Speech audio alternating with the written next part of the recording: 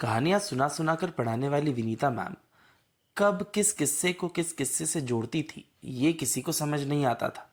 पर उन किस्सों के दौरान वो फिजिक्स के कौन से नियम बच्चों को समझा देती थी ये सबको समझ में आता था।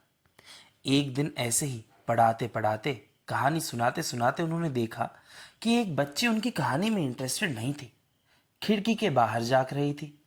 विनीता मैम ने भी देखा, पर बाहर तो कुछ नहीं था।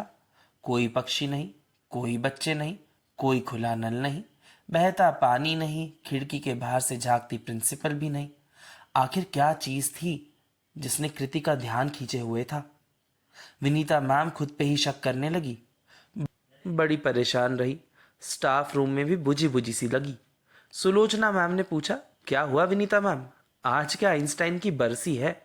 विनीता मैम ने कहा, ऐसा लगता है जैसे आज मेरी काबिलियत का देहावसान हो गया है।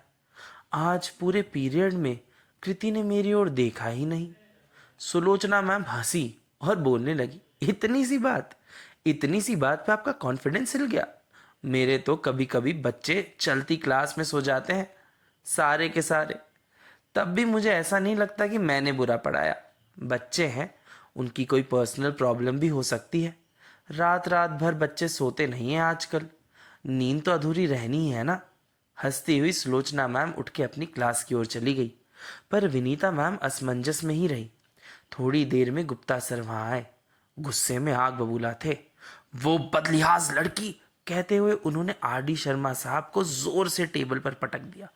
विनीता मैम किस बात से ज्यादा कपकपाई, गुप्ता सर के गुस्से से या आर डी शर्मा के वजन से, ये पता नहीं। पर उन्होंने पूछ लिया, गुप्ता सर कुछ हुआ है क्या? गुप्ता सर ने बताया कि किस तरह कृति ने उनकी पूरी क्लास में खिड़की के बाहर के दर्शन किए और किस तरह टोके जाने पर कह दिया कि उसे मैथ सीखना ही नहीं है। विनीता मैम मुस्कुरा पड़ी। गुप्ता सर ने कहा, विनीता मैम मैं जानता हूं कि आपको बच्चों के बड़बोलेपन से ज्यादा तकलीफ नहीं होती। मैं ये भी मानता हूं कि जुलाई से लेकर मार्च तक डस्टर का स्पॉन्ज पतला और टीचर की चमड़ी मोटी होती चली जाती है, पर ऐसे मुस्कुराइए तो मत। विनीता मैम हंसी और बोली, अरे नहीं गुप्ता सर, मैं तो इसलिए हंस रही हूं कि जिस नाव में आप हैं उसमें मैं भी हूं। मुझे अब तक लग रहा था कि आज मैं ही बुरा पढ़ा रही हूं, पर आज तो आप भी।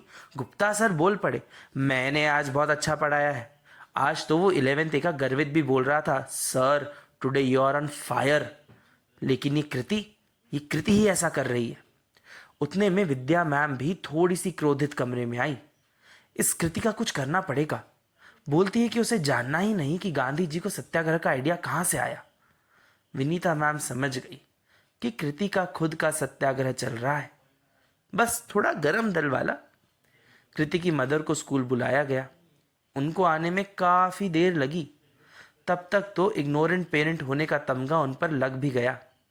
पर जब उनके लेट आने का कारण उन्होंने बताया तो सभी को कुछ कहने का मन ना किया। उन्होंने बताया कि वो भी किसी स्कूल में एक टीचर है। उनके स्कूल में एग्जाम चल रही हैं। ऐसे में छुट्टी या हाफ डे मिलना बहुत मुश्किल होता है। पिछले हफ्ते भी कृति की जब तबीयत खराब थी, तब भी एग्जाम की तैयारियों और कमजोर बच्चों को पढ़ाने के चक्कर में स्कूल में एक्स्ट्रा पीरियड रुकना पड़ा था। बस उनके इतना कहते ही विनीता मैम सब समझ गई। इंसान किताबों से कम और तजुर्बे से ज्यादा समझता है। उन्हें याद आया कि किस तरह 10 साल पहले स्कूल के किसी फंक्शन के कारण उन्हें अपने बेटे के जन्मदिन को उस दिन ना मनाते हुए बाद में मनाना पड़ा था। बर्थडे से ज्यादा बर्थडे बॉय को मनाना पड़ा था, जिसने गुस्से में ये तक कह दिया था कि जाओ अपने असली बच्चों के बर्थडे मनाओ, मेरे पास क्यों आती हो। विनीता मैम ने कहा, अच्छा मतलब कृति सांप्रदायिक हो गई है। अपनी टीचर मम्मी का गुस्सा पूरे टीचर संप्रदाय पर निकाल रही है। गुप्ता सर बोले, तो इतनी छोटी बात को इतना बड़ा बना लिया। सुलोचना मैम ने कहा, छोटे बच्चों के लिए छोटी बातें ही बड़ी होती हैं। कहती हुई सुलोचना मैम अपने विचारों में खोई, किसी निर्बोध सी बात के गिल्ट लिए क्लास में चली गई। गुप्ता सर भी सोच में पड़ गए। स्टाफ रूम में अलग किस्म का सन्नाटा था। तभी एक फोन की घंटी ने उस चुप्पी को तोड़ा। सुलोचना मैम का फोन आरती गाने लगा। फोन उनके बेटे का था। असमंजस में उन्होंने फोन उठाया, बात की और चल पड़े सुलोचना मैम की क्लास की ओर। जाके पूछा, सुलोचना मैम आपका बेटा आज कोई एग्ज़ाम देने जा रहा है?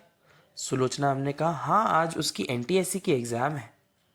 गुप्ता सर ने बताया कि वो एग्ज़ाम सेंटर तो पहुंच गया है पर घर पे एडमिट कार्ड भूल गया है। सुलोचना मैम भी घबरा सी गई। अब क्या करें? गुप्ता सर ने अचानक डस्टर और चौक उठाया और कहा, मेरा कोर्स इस क्लास में पीछे चल रहा है, क्या मैं आपके अगले 2 पीरियड ले सकता हूँ? सुलोचना मैम की आंखें भर आईं। वो तुरंत क्लास से गई। गुप्ता सर ने पढ़ाना शुरू किया। इस बार क्लास में कुछ बदल सा गया था। पूरी क्लास फिर से मैथ्स पढ़ने के नाम पर चिढ़ने लगी, पर एक बच्ची थी जिसने अचानक बहुत इंटरेस्ट से पढ़ा।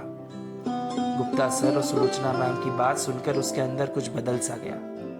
कृति ने उस दिन त्रिकोणों का पूरा गणित जानना चाहा और ये भी जान लिया कि एक टीचर, उसका परिवार और उसके स्कूल के बच्चे तीनों एक त्रिकोण के 3 कोने जैसे होते हैं। जब टीचर एक कोने की ओर देखती है तो दूसरा कोना थोड़ा कम देखना पड़ता है। उस शाम कृति ने जाके अपनी माँ को भी गले लगाया।